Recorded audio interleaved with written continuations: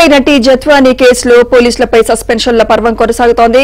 ఇప్పటికే CI ఏసీపీలను suspend చేయగా తాజాగా ముగ్గురు ఐపీఎస్ అధికారులు మాజీ ఇంటెలిజెన్స్ చీఫ్ పై సస్పెన్షన్ వేటు పడింది.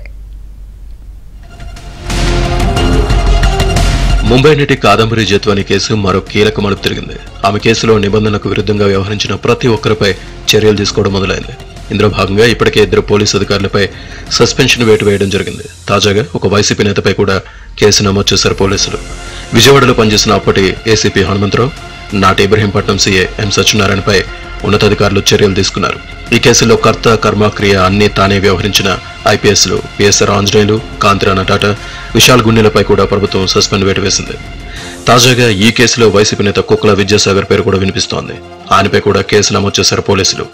న్యాయ సలహాలతోనే ఈ కేసులు నమోదు చేశారు.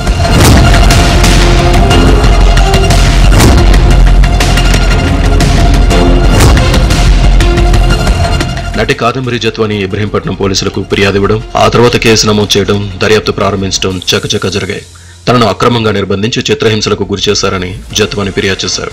ఆమె ఫిర్యాదు మేరకు సెక్షన్లు 192, 211, 218, 220, 35, 467, 420, 469, 471 రెడ్ విత్ 120B కింద వైసీపీ నేత కుక్కల విద్యాసాగర్ సహా మరికొందరిపై కేసు నమోదు చేశారు పోలీసులు. అయితే జత్వానీ తన ఫిర్యాదులో ముగ్గురు ఐపీఎస్ అధికారులు పిఎస్ఆర్ ఆంజనేయులు, కాంతిరాణ టాటా, విశాల్ గున్నెలు ఏ విధంగా ఆనాడు ఇబ్బందులు పెట్టారు, ఎవరెవరితో కాల్స్ మాట్లాడారు, తనకు తెలిసిన విషయాన్ని ఆమె రాశారు. విశాల్ గున్నె అయితే తన ఇంటికే వచ్చి హడావుడి చేసిన వైనాన్ని, డీసీపీ రమణమూర్తి, ఎస్ఐ షరీఫ్లు అసభ్యంగా మాట్లాడిన విధానాన్ని ఏపీకి తీసుకొచ్చే వరకు అందరూ కలిసి తనకు, తన తల్లిదండ్రులకు నరకం చూపారని జత్వానీ తన ఫిర్యాదులో వివరించారు. ఒక చీటింగ్ కేసులో అరెస్ట్ చేసి విజయవాడ వచ్చే వరకు ఆ విషయం కూడా చెప్పలేదని, తనను ఒంటరిగా ఒక కారులో, తల్లిదండ్రులను మరో కారులో ఎక్కించి ఇబ్బందులు పెట్టిన వైనంపై ఆమె ఆవేదన వ్యక్తం చేశారు. ఇక ఫిబ్రవరి 2వ తేదీన కుక్కల విద్యాసాగర్ ఫిర్యాదిస్తే ఫిబ్రవరి 1వ తేదీనే విశాల్ గున్ని, ఇతర అధికారులు విమానం టికెట్లు బుక్ చేసుకోవడం ఈ కేసులో కీలక ట్విస్ట్. ఈ పోలీసు అధికారులకు పోతులూరి వీరబ్రహ్మేంద్ర స్వామి తరహాలో భవిష్యత్ తెలిసిపోయిందా? 2వ తేదీన కుక్కల విద్యాసాగర్ వచ్చి జత్వానీపై ఫిర్యాదు ఇస్తాడని వెంటనే ముంబైకి విమానంలో వెళ్లాలని తెలిసిపోయిందా? ఇక్కడే ఈ పోలీసుల కుట్ర అర్థమవుతుంది. ఇక అనేక కోణాల్లో దర్యాప్తు చేసిన పోలీసులకు విస్తుపోయే విషయాలు తెలిసాయి.